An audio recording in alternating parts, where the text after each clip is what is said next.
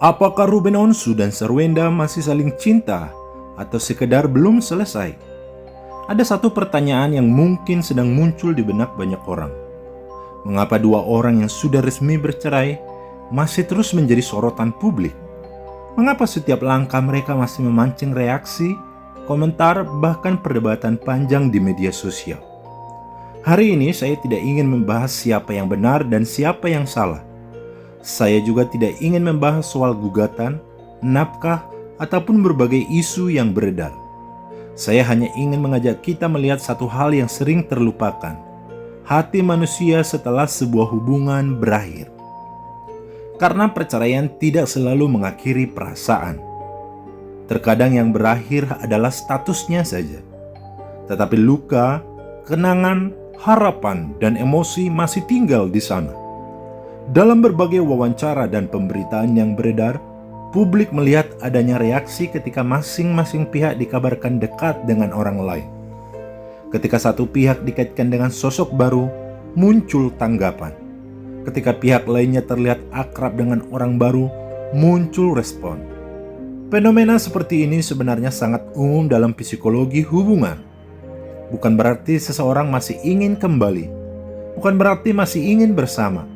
Tetapi seringkali manusia sulit menerima kenyataan bahwa seseorang yang dulu menjadi bagian hidupnya kini memiliki kehidupan baru. Itulah sebabnya banyak mantan pasangan yang berkata, "Saya tidak cemburu." Namun ekspresi, perhatian, dan reaksinya seringkali menunjukkan bahwa proses melepaskan belum sepenuhnya selesai. Yang menarik, publik sering memaksa untuk memilih kubu. Tim A atau tim B, padahal kehidupan tidak sesederhana itu. Dalam sebuah perceraian seringkali kedua pihak sama-sama terluka. Kedua pihak sama-sama merasa jadi korban. Kedua pihak sama-sama memiliki cerita yang tidak diketahui publik.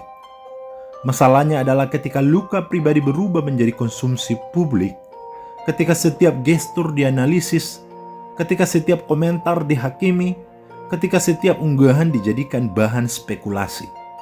Pada titik itu, bukan hanya mantan pasangan yang terluka, anak-anak, keluarga, dan orang-orang terdekat pun ikut merasakan dampaknya. Karena itu, daripada sibuk mencari siapa yang paling jahat, mungkin kita perlu belajar sesuatu dari kisah ini. Bahwa cinta tidak selalu berakhir dengan kebencian. Dan kebencian yang terus dipelihara seringkali menunjukkan bahwa ada bagian hati yang belum benar-benar sembuh. Mungkin kalimat yang paling tepat adalah, sebelum kita saling membenci, ingatlah dulu bahwa kita pernah saling mencintai. Sebab pada suatu waktu mereka pernah memilih satu sama lain. Pernah membangun mimpi bersama, pernah tertawa bersama, pernah berjuang bersama. Dan apapun yang terjadi hari ini, masa lalu itu tidak bisa dihapus begitu saja.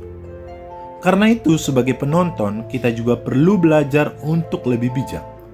Tidak perlu menghujat Sarwenda, tidak perlu menghujat Ruben. Kita tidak hidup dalam rumah mereka. Kita tidak mengetahui seluruh cerita mereka. Yang kita lihat hanyalah potongan-potongan kecil yang tampil di depan kamera. Pada akhirnya, mungkin pelajaran terbesar dari kisah ini bukan tentang Ruben atau Sarwenda, tetapi tentang kita. Tentang bagaimana kita memperlakukan orang yang pernah kita cintai. Karena kedewasaan sejati bukan terlihat saat kita mencintai seseorang, melainkan saat kita harus melepaskannya dan tetap memilih menghormatinya. Ketika seseorang merasa paling tahu, lalu dengan mudah menghakimi, menghina dan menyebarkan kebencian, itu menunjukkan bahwa ia sedang kehilangan empati dan kebijaksanaan dalam menggunakan kebebasan berpendapat. Penghujatan yang berlebihan seringkali lahir dari hati yang dipenuhi prasangka, iri hati, kemarahan, atau keinginan untuk merasa lebih benar daripada orang lain. Media sosial membuat sebagian orang merasa aman untuk menyerang karena bersembunyi di balik layar. Akibatnya mereka lupa bahwa setiap komentar yang ditulis dapat melukai orang lain, merusak nama baik seseorang, bahkan menjadi dosa di hadapan Tuhan. Firman Tuhan mengingatkan, Janganlah ada perkataan kotor keluar dari mulutmu, tetapi pakailah perkataan yang baik untuk membangun.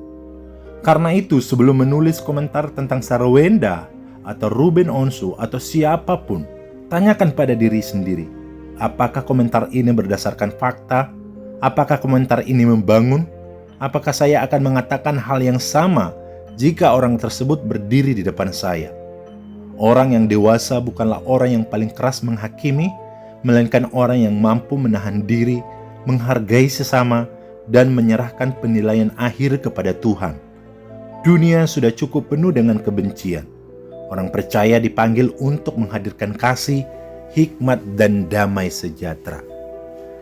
Terima kasih. Saya percaya kita semua orang bijaksana dan orang dewasa. Semoga kita diberkati oleh Tuhan dan kita merasakan kebaikan dalam hidup. Tuhan Yesus memberkati.